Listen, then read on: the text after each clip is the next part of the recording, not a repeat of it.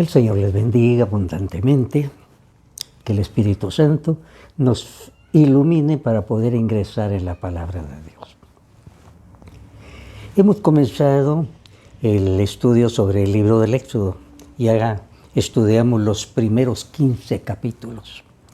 En el capítulo 15 se trata de aquel pueblo que ya ha pasado el Mar Rojo y comienzan a alabar a Dios.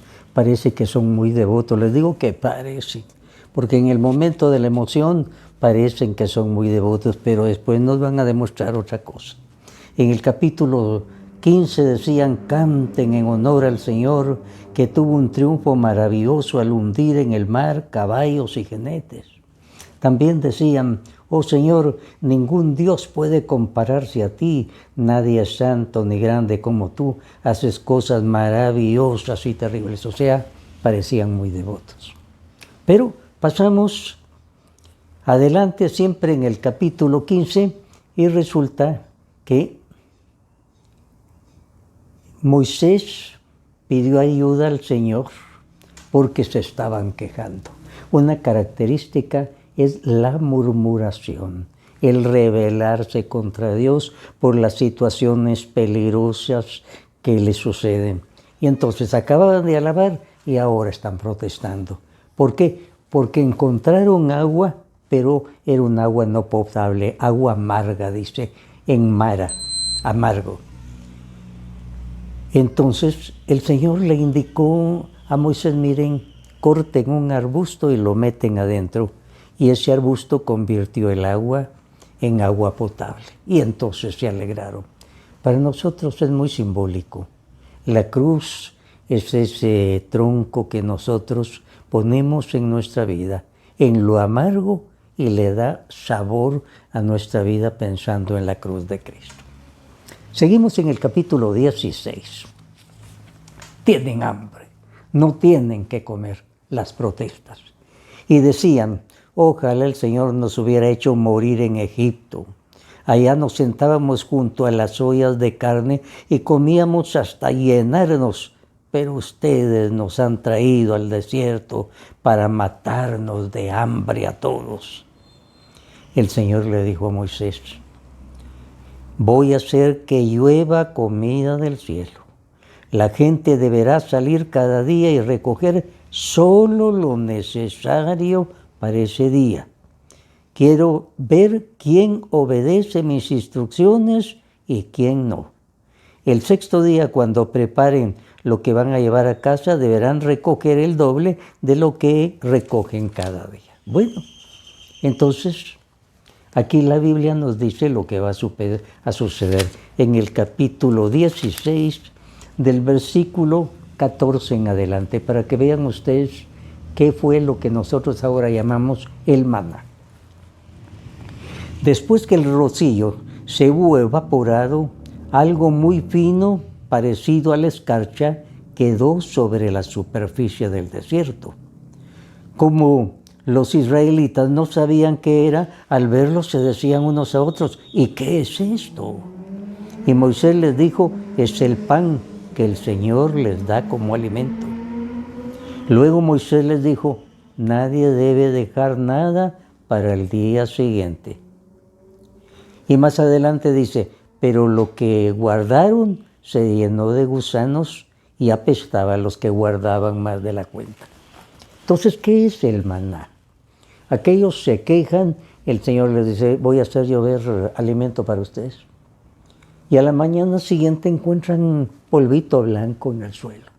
Y entonces ellos dicen: ¿qué es esto? Que en hebreo se dice manú, manú, ¿qué es esto? Entonces comienzan a probar, ven que las mujeres pueden preparar el alimento en varias formas con eso, con esa materia prima, y en esa forma les da el maná. Durante todo el tiempo que van a ir por el desierto, van a tener el maná, un alimento, un pan. Así es que en esa forma el Señor suplió esas quejas y esas murmuraciones. En el capítulo 17. Ahora resulta que tienen sed, por supuesto. Van por el desierto, acamparon en Refidim y no había agua. Entonces nuevamente las quejas y murmuraciones. Y aquí, ¿qué decían? ¿Para qué nos trajiste para salir de Egipto, para matarnos de sed junto con nuestros hijos y nuestros animales? Moisés clamó entonces al Señor. El Señor le dijo: yo estaré esperándote allá en el monte Horeb, sobre la roca. Cuando golpees la roca, saldrá agua de ella para quien desee beber. Moisés lo hizo así, a la vista de los ancianos de Israel, y llamó a aquel lugar Meriba, porque los israelitas le habían hecho reclamaciones, y también los llamó Masán, porque habían puesto a prueba a Dios al decir: ¿está o no está el Señor con nosotros? Una blasfemia muy grande. Tuvieron sed, el Señor ya había hecho milagros, el milagro del Mar Rojo pudieron pasar y no los enemigos, y ellos siempre murmuraciones y reclamos, y ahora nuevamente. Por eso Moisés, para que no se les olvidara, a ese lugar lo llamó Masá, es decir, recuerden que reclamaron y también blasfemaron: ¿está o no está el Señor con nosotros? Ahora, en este capítulo 17, del versículo 8 en adelante, vamos a encontrarnos con que van a tener la primera batalla. Ellos nunca habían peleado, ellos no estaban preparados para la batalla. Y de pronto viene un pueblo, los amalecitas, que los van a atacar. Se ven en la obligación de presentarles frentes. Y aquí una cosa que nos llama mucho la atención. Moisés, cuando él fue formado en Egipto, le dieron instrucciones militares, era algo básico de la cultura. Él estaba formado militarmente. Pero en este momento, él hace lo siguiente, dice: Josué hizo lo que Moisés le ordenó. ¿Qué le ordenó? Que se pusiera al frente del ejército improvisado de los hebreos. Josué, esta figura es muy importante. Josué va a comenzar a sobresalir, es un joven, tú te pones a la cabeza de todos ellos. Moisés se hubiera podido poner, él, como les decía, tenía instrucción militar, pero él le dio importancia a todo. Yo me voy a ir a la montaña, voy a estar rezando. Y dice aquí: Josué hizo lo que Moisés le ordenó y salió para pelear contra los amalecitas. Mientras tanto, Moisés y Aarón y Hur subieron a lo alto del monte. Cuando Moisés levantaba sus brazos, los israelitas dominaban en la batalla. Cuando los bajaba, dominaban los amalecitas. Pero como Moisés se cansaban sus brazos, tomaron una piedra y se la pusieron debajo para que se sentara en ella. Luego Aarón y Hur le sostuvieron los brazos, uno al lado derecho y otro al otro lado. De esta manera, los brazos de Moisés se mantuvieron firmes hasta que el sol se puso y Josué derrotó al ejército amalecita. Esto es muy interesante. La importancia que Moisés le da a la oración. Él podía ponerse a pelear, tenía más experiencia que Josué, pero él le dio importancia a la pelea espiritual. Y mientras él tenía los brazos levantados, ganaban la batalla los hebreos. Cuando por el cansancio bajaban, comenzaban a perder.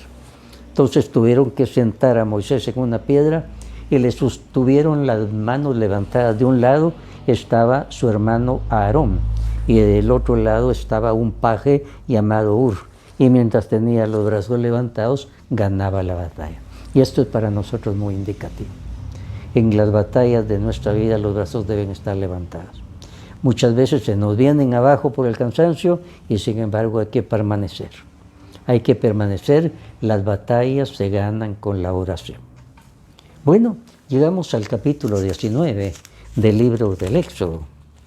Y aquí, después de unos 3 meses y medio de haber salido de Egipto, los israelitas van a llegar al monte Sinaí.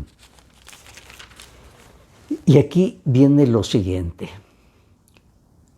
El Señor les dice por medio de Moisés: Anúnciale a los descendientes de Jacob, a los israelitas, ustedes han visto lo que yo hice con los egipcios y cómo los he traído a ustedes a donde yo estoy, como si vinieran sobre las alas de un águila. Así que si ustedes me obedecen en todo y cumplen mi pacto, serán mi pueblo preferido entre todos los pueblos, pues toda la tierra me pertenece. Ustedes me serán un reino de sacerdotes, un pueblo consagrado a mí. Diles todo esto a los israelitas. Moisés fue y llamó a los ancianos del pueblo y les expuso todo lo que el Señor le había ordenado. Entonces los israelitas contestaron a una vez, haremos todo lo que el Señor ordenaba. Que ellos se emocionan y dicen lo que no van a cumplir. El capítulo 20 del Éxodo nos presenta la ley que el Señor entregó, los mandamientos que el Señor le entregó. Capítulo 20 del libro del Éxodo. Es importantísimo. O sea, aquellos ya salieron, tienen 3 meses y medio de ir caminando y ahora llegan al monte Sinaí. El Señor es el que comienza a decirle a Moisés los mandamientos. Dios habló y dijo todas estas palabras. Yo soy el Señor tu Dios que te sacó de Egipto donde eras esclavo. No tendrás otros dioses aparte de mí. No te hagas ningún ídolo ni figura de lo que hay arriba en el cielo ni lo que hay abajo en la tierra. No te inclines delante de ellos ni les rindas culto, porque yo soy el Señor tu Dios. Así es que primer mandamiento, yo soy el Señor tu Dios. Nada de hacer imágenes de ídolos para adorarla. Esto es muy importante. Imágenes de ídolos para adorarlas. Eso es lo que dice la Biblia. No dice no hagan imágenes, para adorarlas está prohibido. Esto es muy importante, porque personas no católicas a veces tuercen el sentido de la Biblia para asustar a católicos ignorantes que no conocen bien su Biblia. Porque aquí claramente no te hagas imágenes para adorarla, lo que ellos hacían. En aquel tiempo hacían una imagen. Más tarde en el capítulo 32 vamos a ver que hicieron una imagen de un becerro de oro y dijeron, este es nuestro Dios, y lo adoraron. Eso es lo que prohíbe el Señor. Hacer imágenes, nosotros tenemos imágenes de Tecumumán, de Pedro de Alvarado, de otros personajes famosos, ahí están. Usted tiene el retrato de su mamá, a veces con devoción ve ese retrato, la mamá ya no está, pero el retrato le recuerda a la mamá. Espiritualmente se une con ella, pero no la está adorando. Para nosotros las imágenes son como retratos y los ponemos en nuestra iglesia. Y el que dice adoran imágenes es una calumnia. Aquí va a prohibir, aquí en el capítulo 20 del Éxodo, va a prohibir mentir y mucho más calumniar. Calumniar es una mentira muy grave. Cuando viene un hermano no católico y me dice, mire usted es adoro, hermano, me estás calumniando. Yo no adoro ni a la Virgen María ni a los santos, sería pecado gravísimo, pero sí quiero a la mamá de Jesús. Sí quiero a santos que nos demostraron que se puede vivir el Evangelio. No los adoro, si no cometería un pecado mortal. Ahora, hermano, lee bien. Aquí en los 10 mandamientos dice prohibido mentir y calumniar. Me estás calumniando. Porque los hermanos digan, mire, capítulo 20 del Éxodo, prohibido hacer imágenes de lo que está arriba o abajo para adorarlas como ídolos. Hay que ver el sentido de la Biblia. Eso es muy importante. Después, versículo 7. No hagas mal uso del nombre del Señor, o sea, no profanes el nombre. Sobre todo, jurar en nombre de Dios de algo falso. Juro que yo lo vi a él lo estaba matando. Ponen a Dios como testigo de una mentira. Entonces, eso jurar el nombre de Dios en vano. Después, versículo 8 dice, acuérdate del día de reposo, o sea, sábado quiere decir día de reposo. Acuérdate del sábado. Consagrarlo al Señor. y especifica, trabaja 6 días y haz en ellos todo lo que tengas que hacer, pero el 7º día es de reposo consagrado al Señor. No hagas ningún trabajo ese día. El Señor es un Padre bueno y quiere que sus hijos no sean máquinas y se enfermen de trabajar diariamente. Un día de reposo. Y aquí dice, el Señor en 6 días hizo el mundo y el 7º descansó. Es decir, consagró ese día y dice, me lo van a consagrar. Es un día que nosotros consagramos al Señor y sirve para nuestro descanso indispensable. El versículo 12. Honra a tu padre y a tu madre para que vivas una larga vida en la tierra que te da el Señor. Versículo 13, no mates. Versículo 14, no cometas adulterio. Versículo 15, no robes. Versículo 16, no digas mentiras en perjuicio de tu prójimo. Versículo 17, no codicies la casa de tu prójimo, no codicies su mujer, ni su esclavo o su esclava. Aquí están los 10 mandamientos. En estos 10 mandamientos, el Señor nos resumió la moral del que sigue al Señor. Ahora en el Nuevo Testamento, de los que seguimos a Cristo, los cristianos. Aquí está resumido todo. Los 10 mandamientos no han pasado de moda. Ni pasarán nunca porque es la ley del Señor, para siempre. Aquí está bien. Primero, amar a Dios sobre todas las cosas. No tomar el nombre de Dios en vano. Santificar las fiestas. El sábado. Sábado quiere decir día de reposo.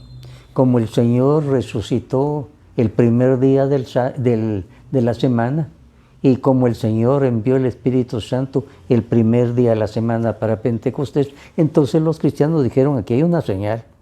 Vamos a celebrar el primer día de la semana. Lo que el Señor pedía, celebrar un día de la semana. Sábado quiere decir día de reposo, no es un nombre especial, un día de reposo. Y el día de reposo va a ser el primer día de la semana porque fue cuando resucitó Jesús, cuando vino el Espíritu Santo en Pentecostés. Los primeros cristianos comenzaron a celebrar el primer día de la semana, que ahora se llama domingo, que quiere decir día del Señor. La Biblia entonces es entendida como se debe. Seguimos entonces, capítulo 24. El Señor le dijo a Moisés, sube con Aarón y Nadab y Abiú y con 70 de los ancianos de Israel al lugar donde yo estoy, pero quédense a cierta distancia y arrodíllense ahí, solo tú podrás acercarte a mí. Ellos dijeron, haremos todo lo que el Señor ha ordenado. Entonces Moisés escribió todo lo que el Señor había dicho y al día siguiente, muy temprano, se levantó y construyó un altar al pie del monte y colocó 12 piedras sagradas, una por cada tribu de Israel. Luego mandó matar toros. Moisés tomó la mitad de la sangre, la echó en unos tazones y la otra mitad la roció sobre el altar. Después tomó el libro del pacto y se lo leyó al pueblo. Y ellos dijeron, pondremos toda nuestra atención en hacer lo que el Señor ha ordenado. Entonces Moisés tomó la sangre y rociándola sobre la gente dijo, esta es la sangre que confirme el pacto que el Señor ha hecho con ustedes. O sea, hicieron un pacto. Si ustedes me nombran su Señor, yo le voy a nombrar mi pueblo preferido. Entonces ahí se hizo ese pacto en el monte Sinaí, cuando el Señor ya le había hablado a Moisés, le había dado sus mandamientos. Dijeron, vamos a cumplir todo. Ellos siempre dicen con emoción cosas que después no van a cumplir, como nosotros. Ahora, del versículo 25 en adelante, el Señor comienza con algo. Aquí el Señor les dice, hágame un santuario para que yo habite entre ustedes. Pero ese lugar donde yo he de habitar y todos sus muebles, tienes que hacerlos exactamente iguales a los que te voy a mostrar. Y entonces el Señor comienza a darle detalle de todo cómo debe ser el santuario, las cosas que deben ir adentro. Yo voy a dedicar una plática a hablar del el tabernáculo o carpa de los encuentros, de todo lo que hay ahí adentro y qué significado. Vamos a tomar una plática solo para él. Lo voy a dejar para más tarde, para hacer solo una plática nada más. Por eso, aquí viene que el Señor les acababa de dar los 10 mandamientos. Ellos acababan de jurar que iban a hacer todo. Y resulta que el Señor llamó otra vez a Moisés, solo él tenía que darle muchas instrucciones, y le comenzó a dar largas instrucciones acerca de cómo debían ser las fiestas, los muebles, todo lo demás. Duró mucho, duró 40 días, que en la Biblia quiere decir mucho tiempo. ¿Y qué pasa? Todos ellos dijeron, Moisés tarda mucho, no sabemos si va a volver. Y entonces volvieron a hacer lo que habían aprendido en Egipto, la idolatría. Llamaron al hermano de Moisés y le dijeron, haznos un becerro de oro. Y aquel al principio pues se asusta, pero lo presionan, haznos un becerro de oro. Se lo llevaron a Aarón, quien recibió y fundió el oro con un cincel, lo trabajó hasta darle la forma de un becerro. Entonces todos dijeron, atentos a lo que dijeron cuando tenían el becerro ya. Y Moisés estaba en la montaña, no estaba ahí. Dijeron, Israel, este es tu Dios que te sacó de Egipto. Y era lo que habían aprendido en Egipto. Acababan de recibir los 10 mandamientos y ahora resulta que este es nuestro Dios. Y comenzaron a hacer fiestas paganas como habían aprendido en Egipto y bailaban alrededor. Este es nuestro Dios, este es el que nos sacó de Egipto. Esta es la idolatría. Era un becerro de oro y él lo estaban adorando como Dios. Esa es la idolatría. Entre tanto Moisés estaba en el monte. Entonces el Señor le dijo a Moisés, anda, baja, porque tu pueblo que sacaste de Egipto se ha echado a perder. Y además le dice, ahora déjame en paz, que estoy ardiendo de enojo y voy a acabar con ellos, pero de ti voy a hacer una gran nación. Y entonces Moisés comienza, Señor, no destruyas el pueblo. Si lo vas a destruir, mátame a mí, mátame a mí. Así es que aquí la intercesión de Moisés ante Dios, que había dicho, este pueblo tiene que ser castigado y destruido. Intercede Moisés y entonces les va a perdonar por el momento. Versículo 19, estamos en el capítulo 32. En cuanto Moisés se acercó al campamento y vio el becerro y los bailes, ardió en enojo. Arrojó de sus manos las tablas haciéndolas pedazos al pie del monte. Enseguida agarró al becerro, lo arrojó al fuego, luego molió hasta hacerlo polvo y el polvo lo roció sobre el agua. Entonces hizo que los israelitas bebieran de aquella agua. Como quien dice, aceptamos nuestro pecado, nos bebemos esa agua contaminada con la ceniza de ese becerro. Y así Moisés volvió a donde estaba el Señor y le dijo, realmente el pueblo cometió un pecado al hacerse un Dios. Yo te ruego que los perdones, pero si no los perdonas, borra mi nombre del libro que has escrito. La gran intercesión de Moisés aquí. Capítulo 33, el Señor les ordena seguir adelante. Vayan adelante. Moisés tomó la tienda de campaña y la puso a cierta distancia. O sea, aquí estamos hablando ya de aquel tabernáculo que el Señor les pide y comienzan ellos a construir. La tienda del encuentro. Cuando alguien quería consultar al Señor, iba a la tienda, la cual estaba fuera del campamento. Y cuando Moisés iba a la tienda, toda la gente se levantaba y permanecía de pie a la entrada de su propia tienda de campaña, siguiendo a Moisés con la mirada. Entonces, en esa forma, Ellos sabían que ahí estaba la presencia del Señor. Moisés iba y todos se ponían en oración también. Moisés le dijo al Señor, mira, tú pides que yo dirija este pueblo, pero no me dices a quién vas a enviar conmigo. También dices que tienes mucha confianza en mí y que me he ganado tu favor. Pues esto es cierto, hazme saber tus planes. Y aquí viene algo muy bello. Dice, pero te aclaro que no podrás ver mi rostro, le dice el Señor, porque ningún hombre podrá verme y seguir viviendo. Mira, aquí junto a mí hay un lugar. Ponte de pie sobre la roca. Cuando pase mi gloria, te pondré en un hueco de la roca y te cubriré con mi mano hasta que yo haya pasado. Después quitaré mi mano y podrás ver mis espaldas, pero mi rostro no debe ser visto.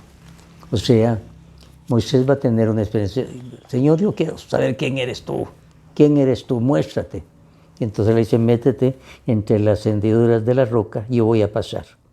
Pasa el Señor y dice, lo vio de espaldas. Dios no tiene espaldas porque es espíritu. O sea, aquí quiere decir, tuvo una experiencia fuerte de la presencia de Dios. Eso quiere decir, lo vio de espaldas, una presencia fuerte del Señor. Bueno, así hemos llegado nosotros. Aquí viene todo el detalle de cómo era el santuario y los objetos que están adentro, pero les he dicho, a eso le voy a dedicar yo una parte especial. Ya el Señor les ha dado señal de que está con ellos, ganaron la primera batalla, les entregó las tablas de la ley, le fallaron al Señor, los perdonó y ahora siguen adelante. Y la próxima plática va a versar sobre cómo era la carpa de los encuentros y qué había dentro de esa carpa y qué simbolizaba. Que así sea para todos nosotros. Amén.